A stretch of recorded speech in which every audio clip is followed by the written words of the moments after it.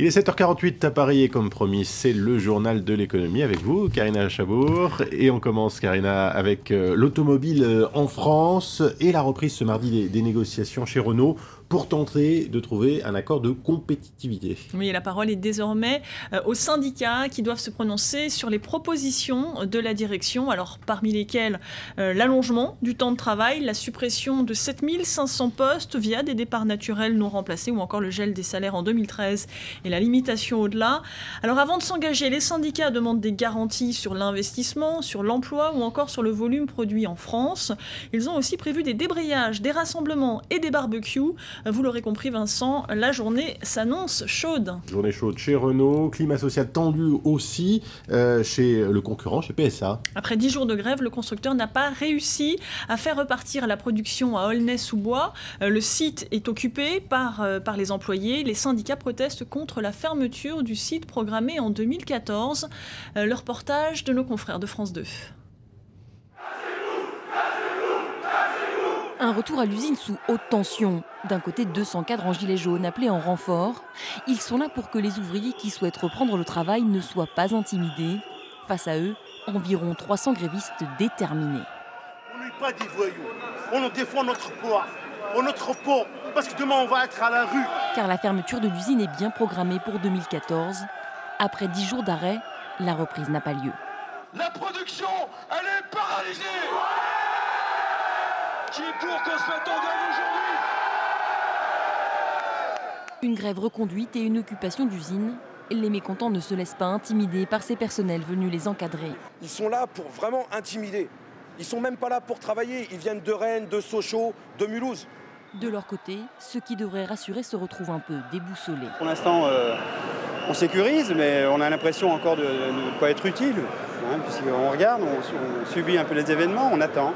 Ces photos de graffiti à l'appui, la direction justifie son dispositif de sécurité. Il s'agit d'éviter toute nouvelle dégradation. Câbles arrachés et écrans cassés. Alors, dès 5 h du matin, le directeur de l'usine rappelait les consignes, protéger le matériel et aussi les non-grévistes. Notamment ceux qui pourraient subir des pressions. Mettez-vous à notre place, c'est pas bon ce que vous faites là. Très vite, les premiers travailleurs essuient les critiques d'autres salariés. Le ton est donné et à l'intérieur de l'usine, les ouvriers ne travaillent pas. Les grévistes tentent de les dissuader. Les ateliers tournent au ralenti. Finalement, pour cette reprise, quelques voitures seulement sont sorties au compte-gouttes des chaînes de production. Et puis toujours dans l'automobile, Karina, Renault, Nissan, Ford et Daimler donnent un coup d'accélérateur à la pile à combustible. Oui, les trois constructeurs s'associent pour limiter les coûts de développement. Objectif, commercialiser les premiers véhicules en 2017 et encourager le développement de stations de ravitaillement en hydrogène. On jette un coup d'œil sur les marchés asiatiques à présent. Des places asiatiques qui évoluent toutes dans le vert actuellement. C'est l'optimisme qui domine avant la publication d'une série de résultats d'entreprises dans les jours à venir. Et puis hier, Wall Street a terminé sans grande tendance. Le Dow Jones et le S&P 500 ont fini à l'équilibre. Le Nasdaq a clôturé en hausse de 0,15%, soutenu par le rebond du titre Apple après 2 séances de forte baisse. Et puis on poursuit, Karina, avec l'actualité en bref et en images. Et la bonne surprise à Wall Street est surtout venue de Yahoo. Le groupe Internet a affiché un chiffre d'affaires annuel en hausse de 4% à 1,220 milliard de dollars au 4e trimestre, une première depuis 2008, grâce à la publicité, de quoi conforter sa nouvelle patronne Marisa Mayer, qui pourrait annoncer prochainement de nouvelles restructurations au sein de l'entreprise.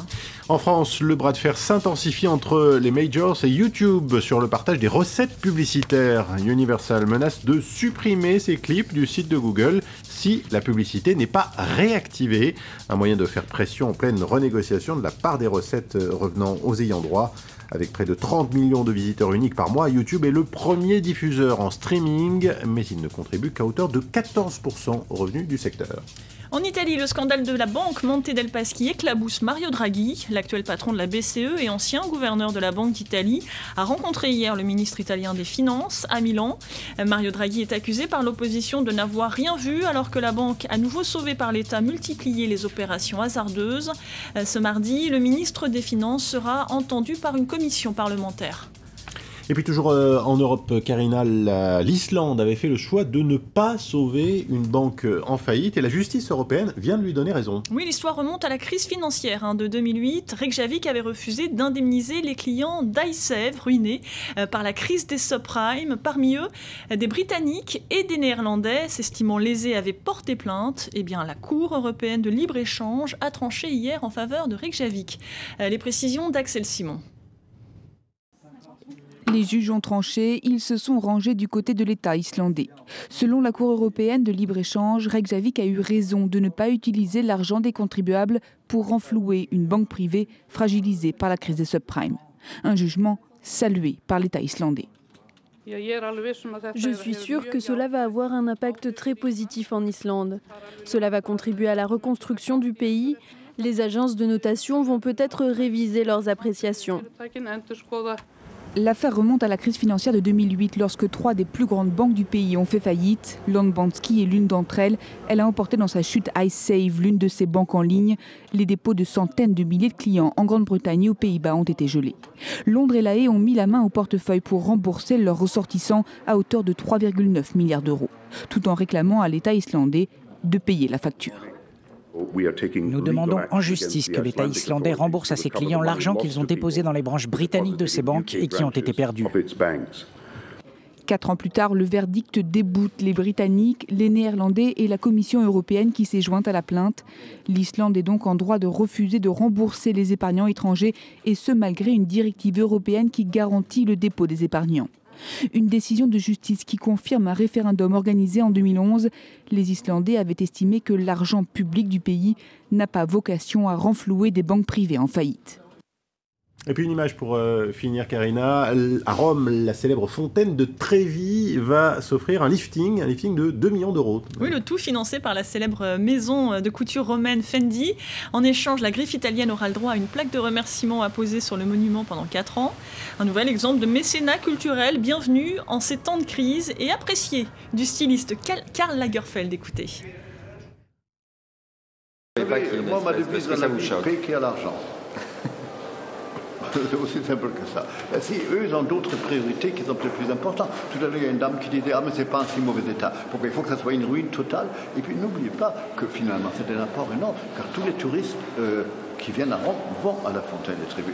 Je connais personne qui, dans la vie, était à Rome et qui n'a pas été à la fontaine de Trévi. Alors, en même temps, économiquement, si on doit penser comme ça, c'est une bonne chose.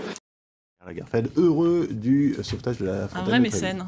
Merci Karina Chabour. Il est 7h56 à Paris. Le prochain journal sur France 24, c'est dans moins de 4 minutes. Nouvelle demi-heure d'information en compagnie d'Hélène Drouet. Restez avec nous, bien sûr.